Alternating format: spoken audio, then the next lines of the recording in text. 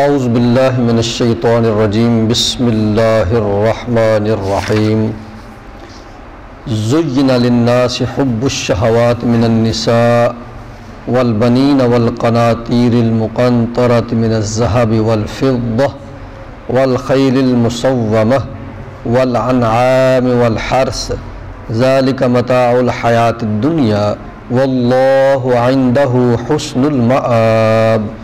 صدق اللہ العظیم۔ برادران اسلام، ذوی الاحتشام، معزز و مکرم حاضرین و سامعین اکرام، السلام علیکم۔ یہ سورہ آل عمران کی آیات طیبات آپ نے سماعت فرمائی ہیں۔ جیسا کہ آپ تسلسل کے ساتھ قرآن پاک کا مطالعہ کرتے آ رہے ہیں، تو آج صبح کے درس کے بعد ان آیات طیبات کا جب وہ آیت نمبر 12 ہے جی، سورہ آل عمران کی آیت نمبر 12 اور 13 اور 14، یہ آیات طیبات آپ آج مطالعہ میں سماعت کریں گے اور ان کو ہم سمجھنے سمجھانے کی کوشش کریں گے، اس امید کے ساتھ، اللہ کی رحمت کی اس امید کے ساتھ کہ اللہ اپنی رحمت کے تصدق سے قرآن کے نور سے ہمارے سینے ضرور روشن فرمائے گا۔ اللہ رب العزت نے فرمایا زُيِّنَ لِلنَّاسِ حُبُّ الشَّهَوَاتِ مِنَ النِّسَاءِ وَالْبَنِينَ، لوگوں کے لیے ان خواہشات کی محبت خوب آراستہ کر دی گئی ہے، جن میں عورتیں ہیں، اولاد ہے، سونے اور چاندی کے جمع کیے ہوئے خزانے ہیں، ڈھیر ہیں، بڑے خوبصورت سواریاں ہیں، مویشی ہیں، کھیتی باڑی ہے، باغ بغیچے ہیں، یہ سب دنیاوی زندگی، اس دنیاوی زندگی کا یہ سارا سامان ہے۔ ذالک متاع الحیات الدنیا، یہ اس دنیاوی زندگی کا سامان ہے، متاع حیات ہے، زندگی گزارنے کا اور زندہ رہنے کا یہ سامان ہے، زندگی گزارنے کا یہ سامان ہے، یہ ذرائع ہے، ان کے بغیر زندگی کو نہیں گزرتی۔ ذالک متاع الحیات الدنیا، یہ دنیا کی زندگی کا سامان، اگر یہ سامان ہوگا تو زندگی گزرے گی، ورنہ تو مشکل ہو جائے گی۔ چونکہ اللہ چاہتا ہے کہ میرے بندے زندہ رہیں، صحت مند رہیں، خوش خرم رہیں، اس لیے اللہ نے ان تمام چیزوں کو پیدا کرنے کے بعد ان کی محبت انسانوں کے دل کے اندر پیدا کر۔ آپ ایک منٹ کے لیے تصور کیجئے، اگر ان چیزوں کی محبت آپ کے دل سے نکل جائے، یہ جو اللہ نے چیزیں گنوائی ہیں، یہ دنیا کا سامان جو ہے، اس کی محبت آپ کے سینے میں اگر نہ ہو تو باقی رہ کیا جائے؟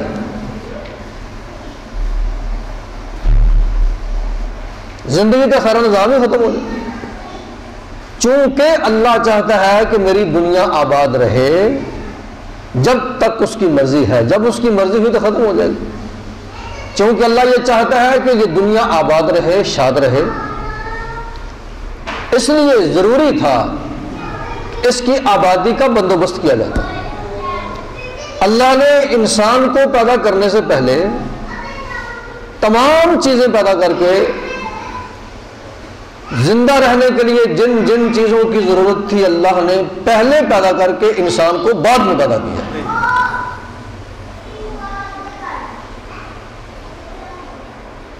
اور یہاں ایک لطیفے کا لطیفہ ہے، اور آپ جانتے ہیں کہ میں سچے لطیفے سنایا کرتا ہوں۔ بعض واعظین اپنی تقریر کے دوران، لچھے دار تقریر کے دوران یہ بیان کر دیتے ہیں کہ یہ جو کیلا ہے یہ حضرت اویس کرنی کے لیے پیدا کیا گیا، کیونکہ انہوں نے محبت رسول میں دانت توڑ لیے تھے، لہذا اللہ نے پولا پولا کیلا بنایا۔ یہ بالکل سفید جھوٹ ہے۔ اللہ پاک نے پہلے دن سے جو چیزیں بنانی تھی وہ بنائی ہیں، بعد میں کوئی چیز نہیں بنائی۔ حضرت آدم علیہ السلام کو پیدا کرنے سے پہلے اللہ نے سارا کچھ بنا کے، سارا کچھ سجا کے، ہر چیز یہاں رکھ کے اور اس کی بڑھوتری کا بندوبست بھی کر دیا تاکہ کسی کی افزائش رک نہ جائے، کہ اللہ آگے سے آگے چلتا رہے، اس طرح انسان بھی آگے سے آگے بڑھتا بڑھاتا چلتا چلا جائے۔ انسان کو زندہ رہنے کے پورے سامان پیدا کر کے اللہ پاک نے پھر بعد میں پیدا فرمایا۔ اس کی میں مشہور آپ کو مثال دیا کرتا ہوں کہ کبھی آپ نے دیکھا ہو کہ امرود کا کیڑا پہلے اللہ نے بنایا ہو، امرود کو بعد میں بنایا ہو۔ پہلے اللہ امرود پیدا کرتا ہے، بعد میں اس میں کیڑا پیدا کرتا ہے، یعنی کیڑے کے کھانے کا بندوبست اللہ پہلے کرتا ہے۔ اسی بنا پہ اللہ نے فرمایا واللہ خیر الرازقین، میں بہترین رزق دینے والا،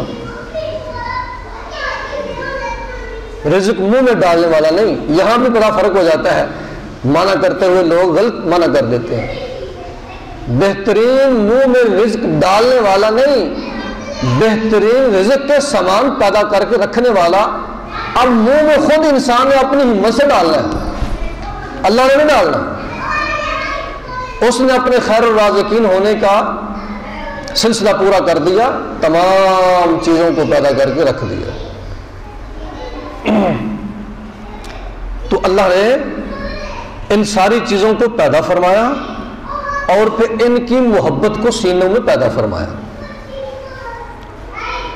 زُيِّنَ لِلنَّاسِ، ان خواہشات کی محبت کو اللہ نے مزین کر دیا گیا، مزین کر دیا، انسانوں کے لیے مزین کر دیا گیا، خوبصورت بنا دیا گیا۔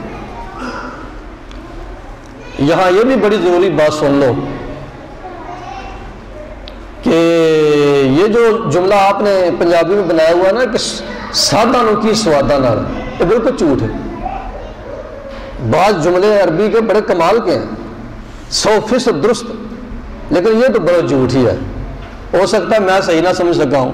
سادہ نو کی سوادہ نال، پاوے کوئی ساد ہو، پاوے کوئی 10 سال سے نہایا نہ ہو اور 20 سال سے اس نے انڈر شیو نہ کی ہو، لیکن جب اس کے سامنے کوئی مزیدار چیز اسے کھانے کے لیے دی جائے تو جب وہ کھاتا ہے مزہ تو آتا ہی ہے۔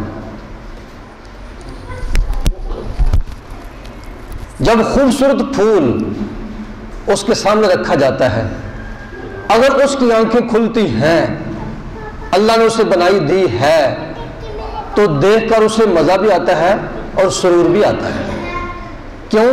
اس لیے کہ یہ چیزیں اللہ نے پیدا کی ہیں۔ جدید نفسیات کی روح سے اسے کہتے ہیں حصے جمالیات، حصے جمالیات۔ شعر، اچھا شعر سن کے مزہ آنا، خوبصورت بچہ دیکھ کے دل خوش ہونا، خوشبودار پھول سونگھ کے مزہ آنا، سرور آنا، اسے کہتے ہیں حصے جمالیات۔ یہ اللہ نے انسان کے اندر حصے جمالیات خود پیدا کیے ہیں، اس لیے اس سے انکار نہیں ہو سکتا۔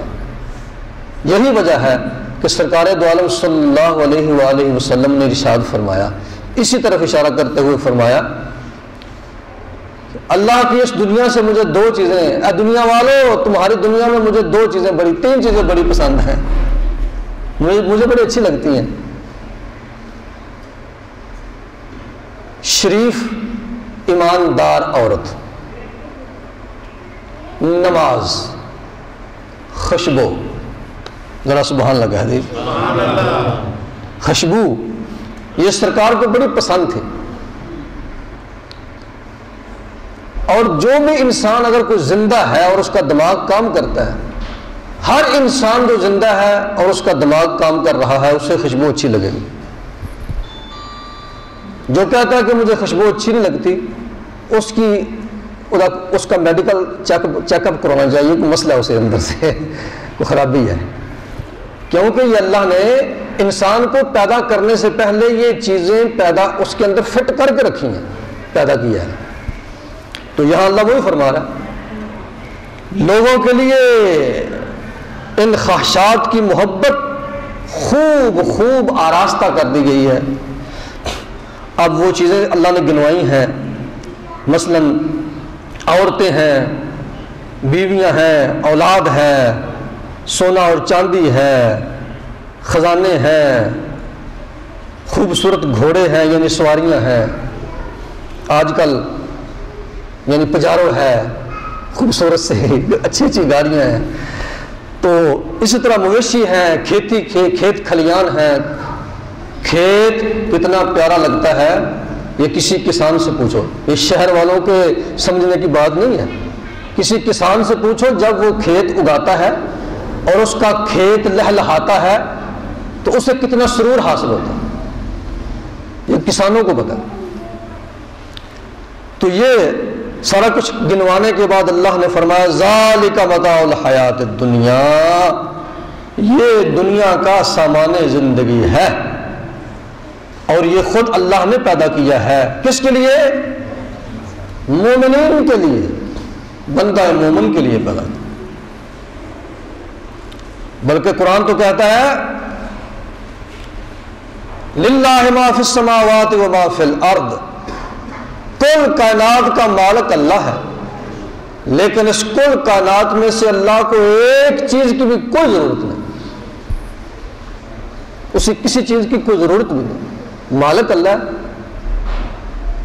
تو یا اللہ یہ سارا کچھ تو نے کس لیے پیدا کیا؟ تو اللہ فرمایا میں نے کل کائنات کی ہر چیز اپنے مومن بندے کے لیے پیدا کی، مجھے تو ضرورت کوئی نہیں، بے شک مالک میں ہوں لیکن میں نے تمہارے لیے پیدا کی۔ اللہ اکبر۔ یہ بھئی ذالک متاع الحیات الدنیا، یہ دنیا کی زندگی کا سامان ہے، اس کے بغیر زندگی کوئی نہیں۔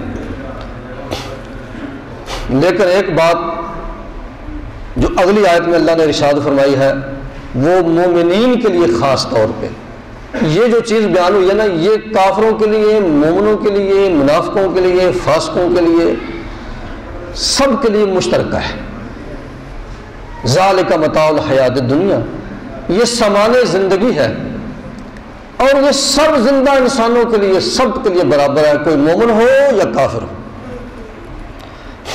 لیکن اس سے اگلی جو چیز ہے وہ صرف مومنین کے لیے، اس میں کافر کا کوئی لینا دینا نہیں۔ ذرا سبحان اللہ کہہ دیجیے۔ اگلی آیت میں فرمایا واللہ عندہ حسن المآب، لیکن مومنوں یہ تو سامان زندگی ہے، یہ ہو سکتا ہے تم سے زیادہ کافروں کے پاس ہو۔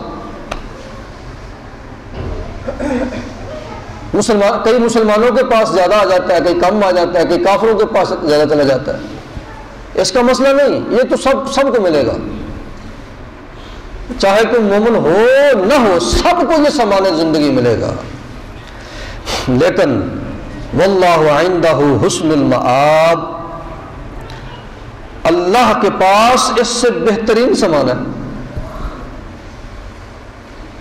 اللہ کے پاس ان ساری چیزوں سے بہترین سامان ہے۔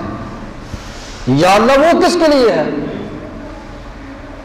فرمایا قل اعنبئکم بخیر من ذالکم، وہ جو بہترین سامان ہے، اے میرے محبوب ذرا انہیں کہو کیا میں تمہیں بتاؤں نا اس خوبصورت بہترین سامان زندگی سے بھی زیادہ بہترین سامان، اس کے بارے میں جاننا چاہتے ہو یا اللہ جاننا چاہتے ہیں؟ یا اللہ ذرا پہلے یہ بتا کہ وہ سامان ہے کس لیے، خاص طور پہ وہ سامان کس بندے کے لیے، وہ کس کو ملے گا جو تیرے پاس ہے، یہ تو ہمارے پاس ہے نا سارا کچھ، جو تو نے خاص اس سے بہترین سامان زندگی سے، سامان دنیا سے بہترین سامان جو تو نے تیار کر کے رکھا ہوا ہے، وہ ہے کس لیے، کن کو ملے گا؟ تو اللہ نے فرمایا للذین اتقوا، وہ صرف متقیوں کو ملے گا۔ کسے ملے گا؟ صرف متقیوں کو ملے گا۔ اللہ نے یہاں مسلمان بھی نہیں فرمایا، متقی یہ مسلمانوں میں سے ایک خاص درجہ ہے متقی کا۔ اب یہاں وہ آیت پڑھیے چونکہ رمضان شریف ہے، اللہ رب العزت نے فرمایا کتب علیکم الصیام کما کتب علی الذین من قبلکم، تمہارے اوپر روزے فرض کیے گئے ہیں۔ یہ کوئی نئی چیز نہیں ہے، اس سے پہلے جو میرے مسلمان تھے ان پہ بھی میں نے روزے فرض کیے تھے، یہ روٹین سے سلسلہ چلتا آ رہا ہے۔ تو اے میرے محبوب کے امتیوں، تم پر بھی روزے فرض کیے گئے ہیں۔ تمہیں پتہ ہے یہ روزوں کا فائدہ کیا ہوگا؟ لعلکم تتقون، روزے رکھ کے تم متقی بن جاؤ گے۔ اب تو کہو سبحان اللہ۔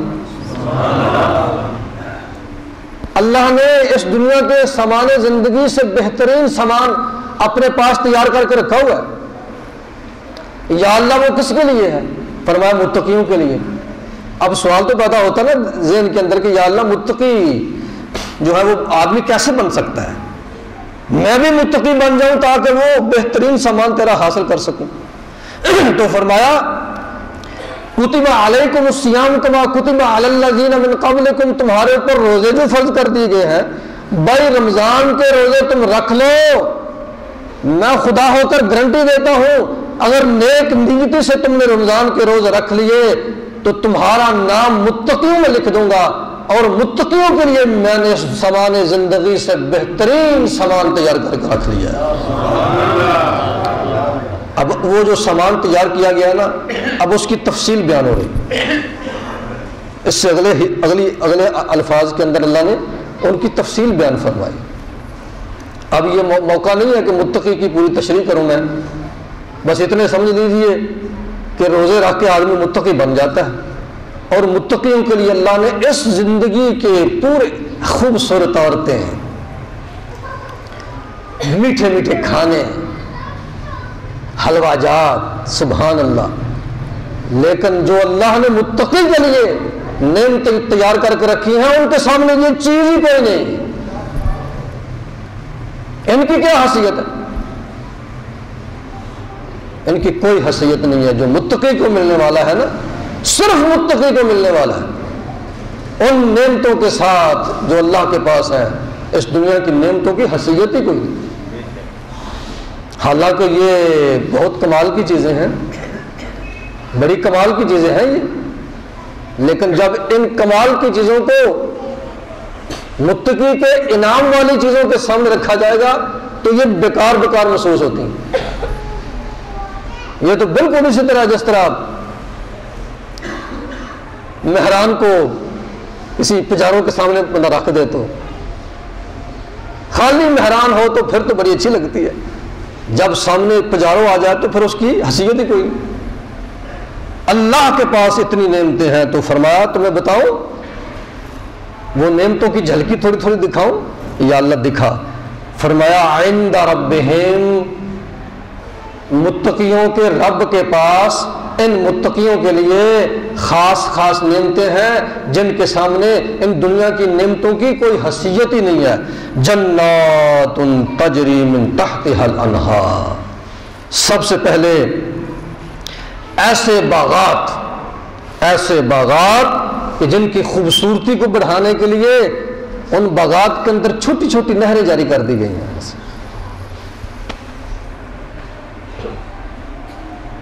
خوبصورت باغ ہیں اور ان کے اندر چھوٹی چھوٹی نہریں جاری ہیں، چل رہی ہیں نہریں۔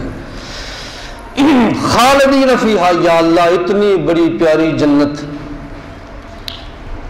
ہم روزے رکھ کے متقی بن جائیں گے اور یہ تو جنت ہمیں دے دے گا، پھر نکال تو نہیں دے گا اس جنت میں سے 20 25 50 100 سال کے بعد؟ تو اللہ نے اگلی آیت میں فرمایا، اگلے الفاظ میں فرمایا نا یہ دل سے فکر نکال دے متقی، خالدین فیہا، جو اس جنت کے اندر چلا گیا وہ ہمیشہ کے لیے چلا گیا، نکالنے کا مسئلہ وہاں کوئی نہیں، جو چلا گیا وہ ہمیشہ کے لیے چلا گیا۔ تو یا اللہ وہاں کوئی خاص چیز جنت کے اندر، ذرا سبحان اللہ کہہ دیجیے۔ چونکہ وہاں بھی فرمایا تھا نا حب الشہوات من النساء. یہ قرآن کے الفاظ کی حکمت ہے، آپ ذرا توجہ کے ساتھ سنیں، پوری توجہ کے ساتھ. دنیا کا سامان زندگی اللہ نے گنواتے ہوئے فرمایا سب سے پہلے جس چیز کا ذکر کیا نا وہ فرمایا حب الشہوات من النساء، عورتیں. دنیا کی خوبصورت چیزیں اور ان چیزوں کی محبت انسان کے دل کے اندر رکھی گئی ہے. ان چیزوں میں سے سب سے پہلی چیز ہے حب الشہوات من النساء، عورتیں. اس کے بعد فرمایا والبنین، بیٹے. بالکل اسی ترتیب سے اللہ نے جو جنت میں متقی کے لیے چیزیں تیار کی ہیں نا ان میں سے پہلی چیز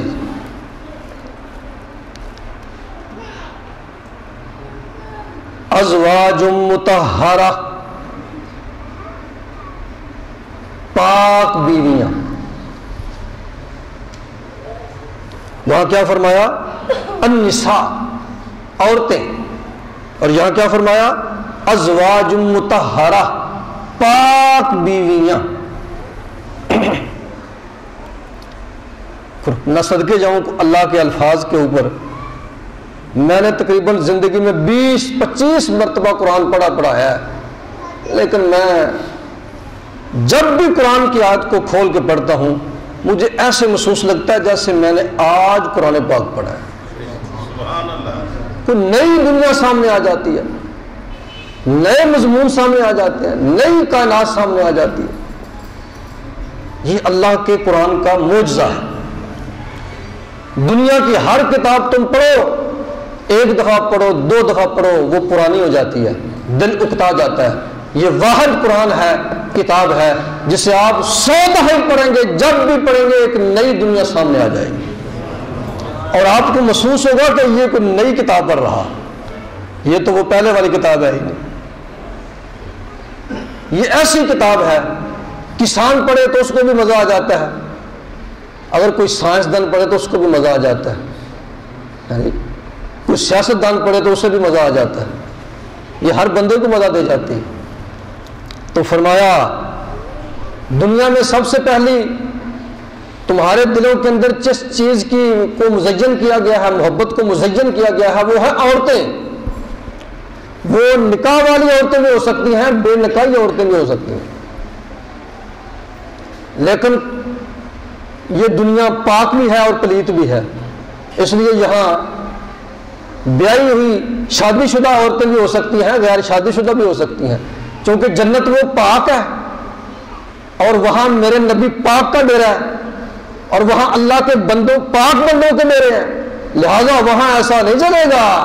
وَأَزْوَاجٌ مُطَہَّرَةٌ، وہاں عورتیں نہیں، تمہاری بیویاں ہوں گی لیکن دنیا جیسی نہیں. یہاں تو عورتیں پلیت بھی ہو جاتی ہیں، وہاں عورتیں وہ دی جائیں گی جو ہمیشہ ہمیشہ پاک صاف ہوں، صاف ستھری مطہرہ. یا اللہ اور کچھ؟ یہ روزے داروں کے لیے بڑے بڑے انعامات ہیں جی آپ کے لیے ماشاءاللہ. یا اللہ اس کے علاوہ اور کوئی چیز؟ فرمایا اس سے بڑی چیز بھی ہے، ذرا سبحان اللہ کہہ دیجیے. یا جب میں وہ چیز بیان کروں گا نا اس کے سامنے ازواج مطہرہ بھی کوئی شے نہیں. ازواج مطہرہ، پاک جنت کی بیویوں کے سامنے جب دنیا کی بیویاں عورتیں رکھی جائیں گی تو شے ہی کوئی نہیں. لیکن اب جو اللہ بیان فرمانے لگا ہے نا اس چیز کے سامنے جنت کی پاک بیویاں بھی رکھی جائیں گی تو شے ہی کوئی نہیں. آپ ذرا اندازہ کریں کہ وہ کیسی شے بیان ہونے لگی ہے کہ جنت کی پاک بیویوں کی حیثیت ختم ہو جائے گی. یا اللہ وہ کون سا انعام ہے نیک لوگوں کے لیے، متقیوں کے لیے؟ فرمایا وَرِضْوَانٌ مِّنَ اللَّهِ، جنت کے اندر اللہ کی رضا نصیب ہو جائے گی. آواز آئے گی یا بندے میں تجھ پر راضی ہو گیا ہوں. جب اللہ کی آواز آئے گی نا بندے کو، کیا بندے میں تجھ پر راضی ہو گیا ہوں، تو یہ انسان جھوم جائے گا، مست ہو جائے گا، اتنا مست ہو جائے گا کہ جنت کی پاک بیویاں بھول جائے گا. اللہ اکبر، کہ میرے محبوب کی آواز آ گئی ہے. میرے محبوب حقیقی، میرے معشوق حقیقی، میرے مطلوب حقیقی، میرے معبود حقیقی کی آواز آ رہی ہے، میرے مولا کی آواز آ رہی ہے، وہ مجھ سے راضی ہو گیا، اس نے اپنی رضا مجھے عطا فرما دی، اور اس سے بڑی دولت کائنات میں مومن کے لیے ہے ہی کوئی نہیں۔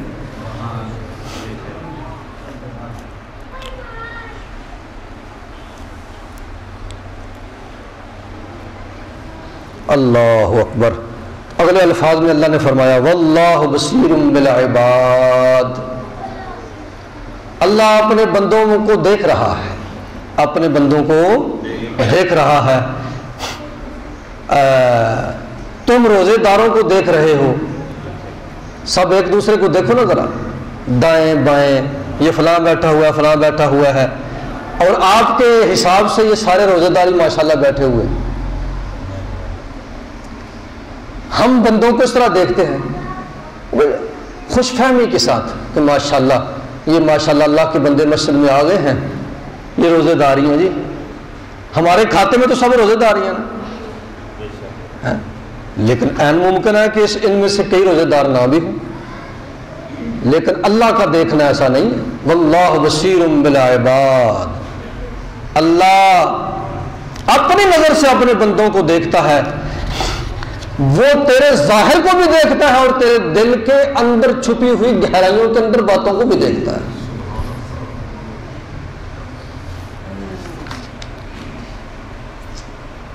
اللہ اکبر۔ یہ جو متقی ہے جو متقی، یہ جو متقی لوگ ہیں جن کے اتنا بڑا انعام اللہ کی رضا انہیں نصیب ہو جائے گی، ان متقی لوگوں کی اللہ نے ایک نشانی بیان کی۔ روزے دار تو سب ہی ہیں، لیکن روزے داروں میں سے متقی کس کس نے بننا ہے، اور اس کی نشانی اللہ نے اگلی آیت میں بیان فرمائی۔ فرمایا متقی کی نشانی سب سے بڑی نشانی پتہ کیا ہے؟ الذین یقولون ربنا اننا آمنا فاغفر لنا ذنوبنا وقنا عذاب النار۔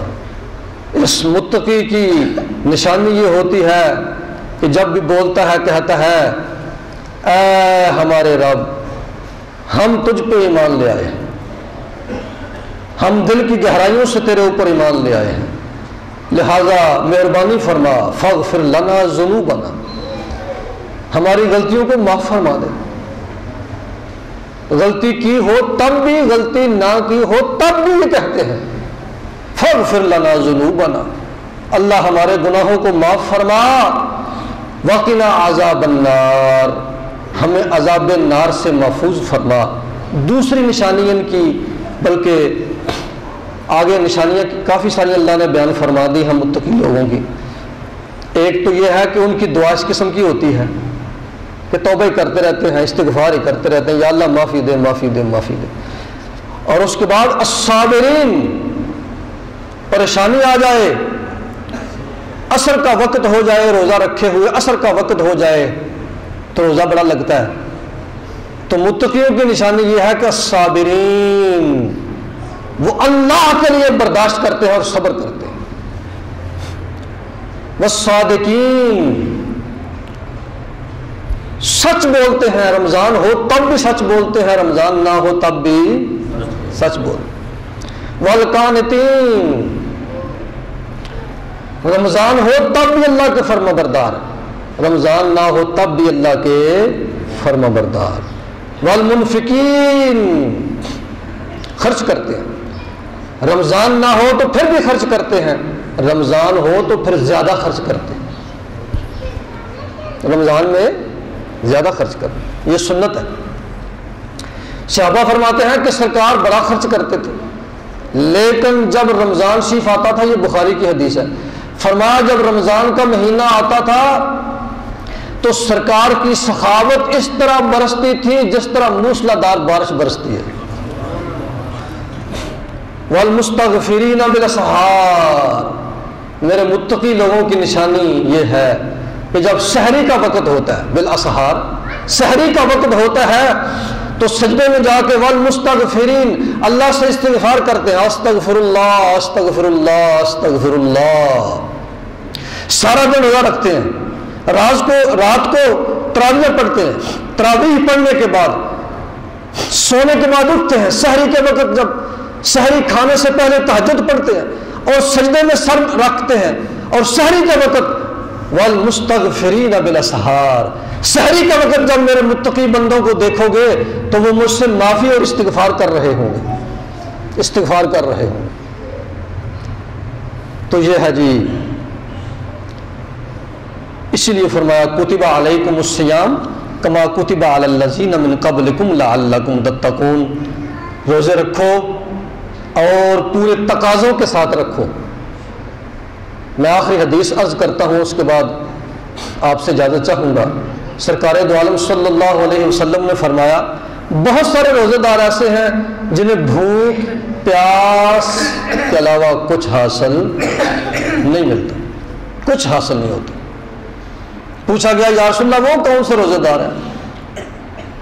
فرمایا وہ روزے دار ہیں انہوں نے کھانا پینا تو بند کیا ہے لیکن آنکھ برائی سے بند نہیں کی، زبان حرام خوری سے بند نہیں کی، زبان کو بد کلامی بد زبانی سے بند نہیں کیا، زبان سے جھوٹ بھی نکل رہا ہے۔ اگر انہوں نے کھانا پینا بند کیا ہے تو باقی ہر چیز بند کرنی چاہیے جو اللہ نے ان کی بند کی ہے۔